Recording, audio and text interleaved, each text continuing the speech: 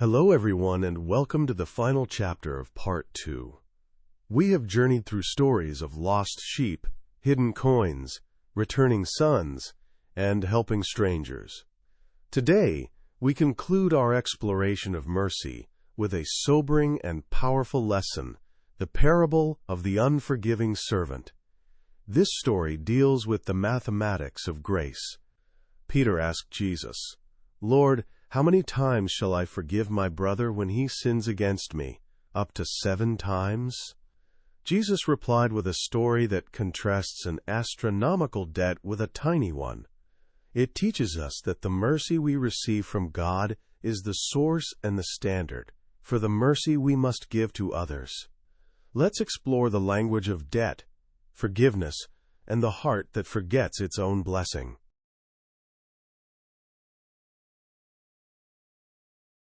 Section 1.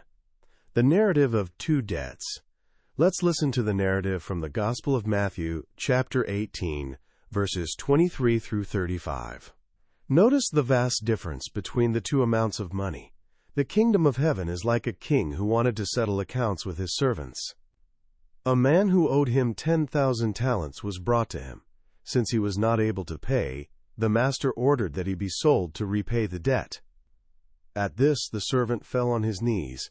"Be patient with me," he begged, "and I will pay back everything." The servant's master took pity on him, canceled the debt, and let him go. But when that servant went out, he found one of his fellow servants who owed him 100 denarii. He grabbed him and began to choke him. "Pay back what you owe me," he demanded. His fellow servant fell to his knees and begged him, "Be patient with me, and I will pay it back." But he refused. Instead, he went off and had the man thrown into prison. When the master heard about this, he called the servant in. "You wicked servant," he said, "I canceled all that debt of yours because you begged me. Shouldn't you have had mercy on your fellow servant just as I had on you?"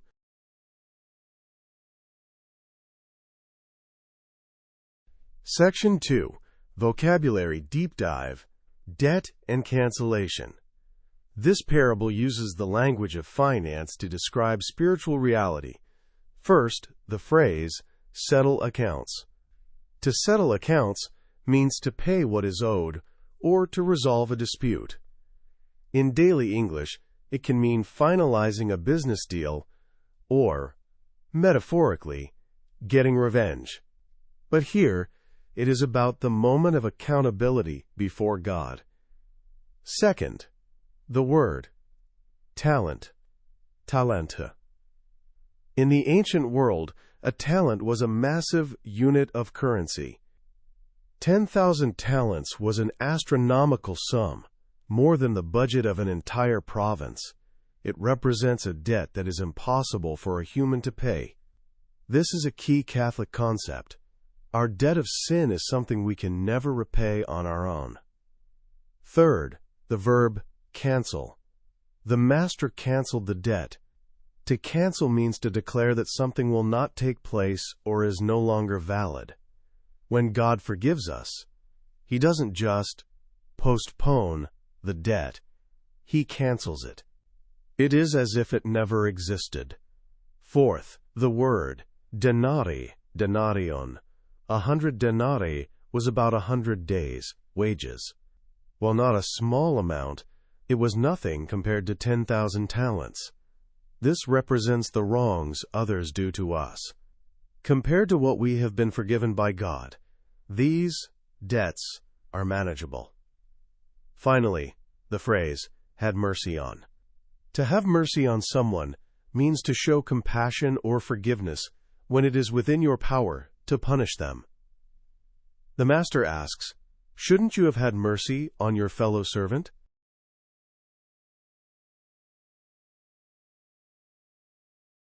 Section 3. Symbolic Wisdom, the Logic of the Kingdom. This parable reveals a fundamental truth about the Christian life. The source of forgiveness. We don't forgive because we are nice people. We forgive because we have been forgiven first. Our ability to let go of others' faults, comes from the realization of how much God has let go for us. The choking servant. The image of the servant, choking his fellow worker, is a warning. When we refuse to forgive, we become aggressive and blind to our own history of receiving grace. Bitterness chokes our own spiritual life. The condition of mercy. The master was angry not because the servant owed money, but because he broke the cycle of mercy. In the Lord's Prayer we say, "Forgive us our trespasses, as we forgive those who trespass against us."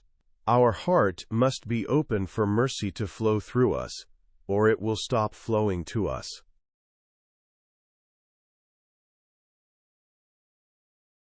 Section 4. Advanced Language Pattern. Just as, so also. The Master says, "Shouldn't you have had mercy just as I had on you?" The structure, just as a, so also, donen, just as, so, is perfect for showing that one action should follow the pattern of another. Just as the sun gives light to the earth, so also we should give warmth to others. Just as you received help when you were lost, so also you should help those who are struggling now. Just as a tree depends on its roots, so also our growth depends on our habits. Using just as helps you create a logical and moral connection between two ideas. It emphasizes that our behavior should be a reflection of the grace we have received.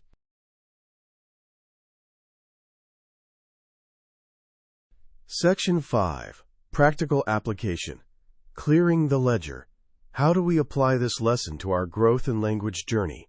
First, keep your debt in perspective.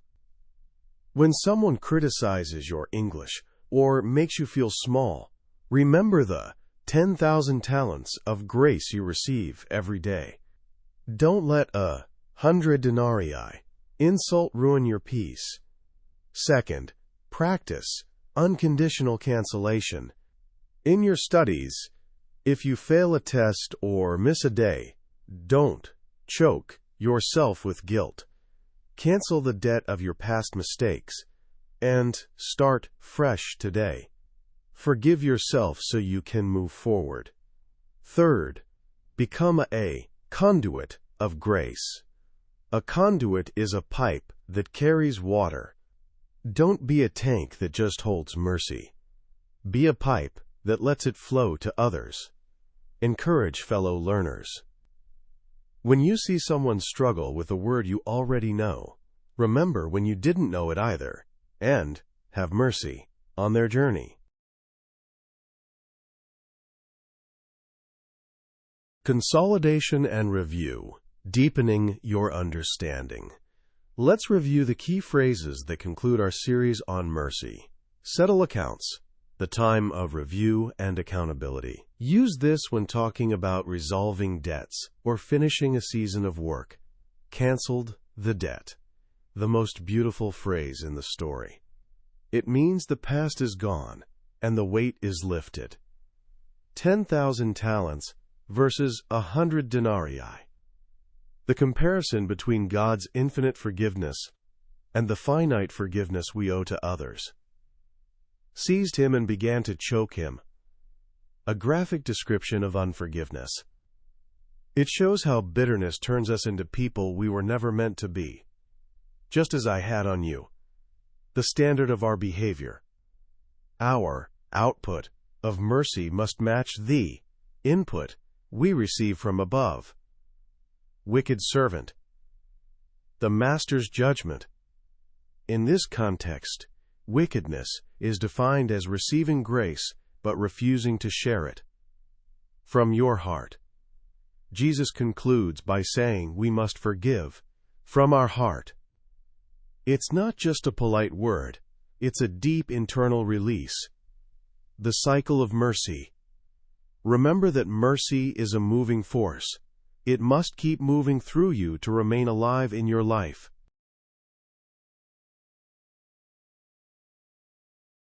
Thank you for joining us for Part 2, Mercy and Relationships. We have seen that God is a shepherd who seeks, a woman who sweeps, and a father who waits. And finally, we have seen that He is a king who cancels our impossible debts.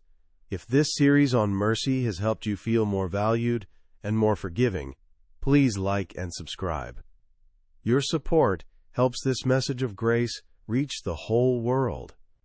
In Part 3, we will begin the way of the disciple, starting with Chapter 11, the parable of the hidden treasure and the pearl. We will learn how to choose the things that truly matter. Until then, live in the joy of the canceled debt. Goodbye.